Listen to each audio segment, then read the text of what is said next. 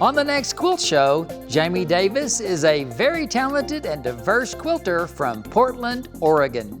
In her early years, she was known for her Baltimore Album quilts, but she's grown to learn and excel at a number of wildly different techniques. On the show, you'll learn a little from her past, present, and future. Jaimie starts demoing Baltimore Album Ruching.